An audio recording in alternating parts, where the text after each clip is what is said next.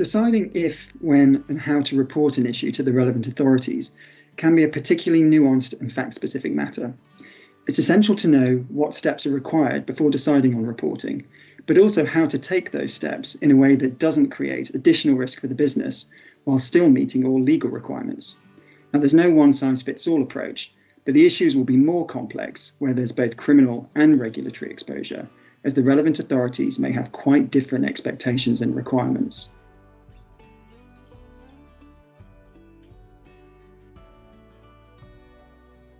There's generally no obligation to report or self-report a crime to the police or the Serious Fraud Office, but there could be other drivers to do so. Those drivers could be culture, policy, or wider considerations, such as separate reporting obligations to a regulator, or money laundering concerns that can be overcome by making a defensive money laundering report. Where those issues exist, self-reporting to the criminal authorities at the same time can make sense, perhaps in the hope of negotiating a deferred prosecution agreement. But there's no guarantee of achieving that. And even with a negotiated outcome, the journey could still be very painful and costly in terms of management time, cooperation with the authority, staff morale, corporate reputation, and ultimately the bottom line. So it's important to consider all of the potential consequences before deciding what to do.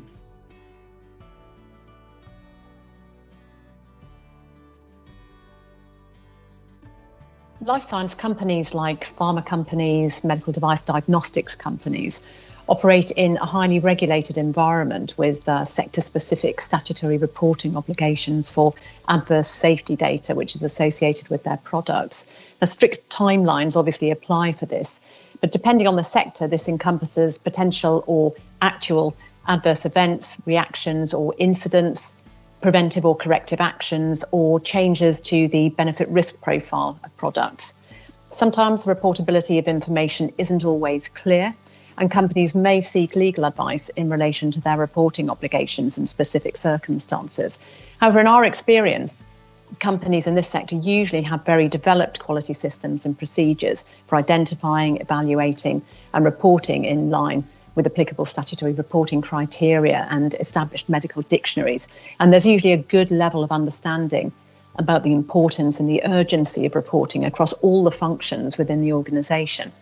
What must, of course, be borne in mind when reporting is the need for focused, factual accuracy in communications with regulatory authorities like the MHRA in the UK.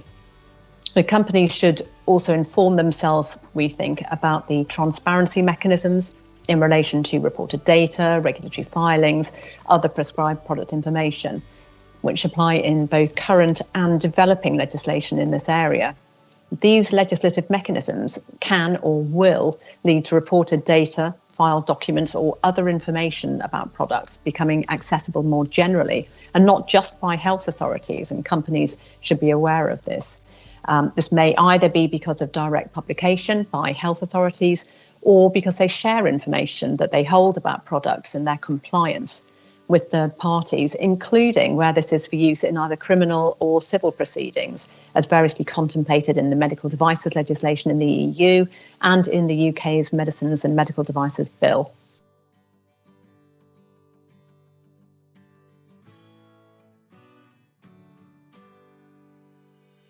If the firm is authorised by the FCA PRA, there are very wide-ranging obligations to notify financial regulators of issues which have arisen in the business under both FCA Principle 11 and Fundamental Rule 7 of PRA.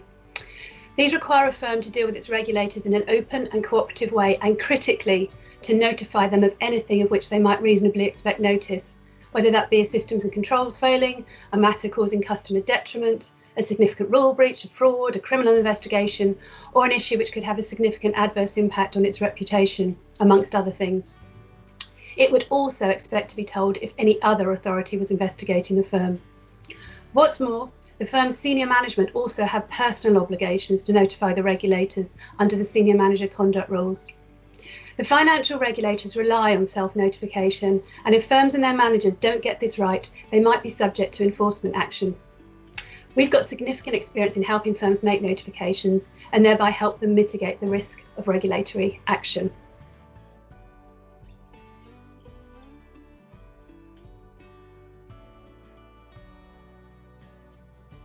For those providing both adult and children's residential social care services, there are a variety of events which are required by statute to be reported to their regulator, for example, safeguarding concerns. Providers based in England should act promptly and report concerns, including suspected concerns, to the Care Quality Commission, or its equivalent for providers based in other jurisdictions of the UK and/or Ofsted. Providers should cooperate fully with their regulator and conduct the necessary investigations promptly. If concerns involve healthcare professionals, providers should also consider whether to report individuals to their regulator, for example, the General Medical Council or Nursing and Midwifery Council.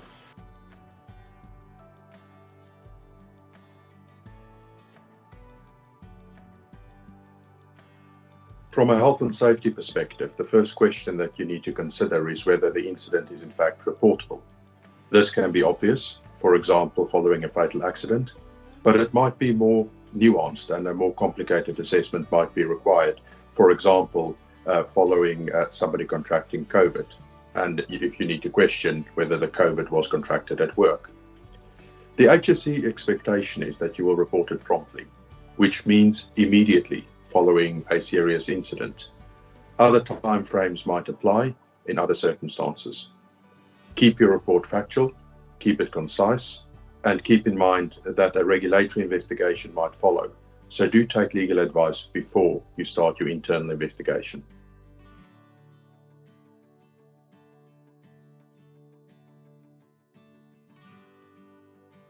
For competition law infringements, unlike in many other regulatory areas, there isn't a general duty to self-report. The CMA instead incentivises confessions via what we call leniency discounts and fines. If multiple parties have colluded, the party who confesses first can receive discounts of up to 100%. This can trigger what we call races for leniency among members of a cartel shortly after it has collapsed. In those circumstances, immediate legal advice is absolutely essential. However, even the first mover doesn't receive protection from competition damages claims. As such, outside of a leniency race, really careful thought needs to be given to the right time to open the door to a costly dispute, even if a fine can be avoided by being the first to approach the CMA.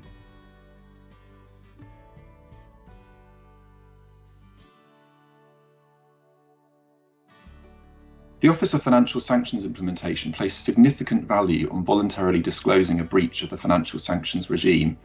A prompt and complete voluntary disclosure can be reflected in the amount of any penalty, with OFSI entitled to make a 50% reduction for serious cases and a 30% reduction even for the most serious cases.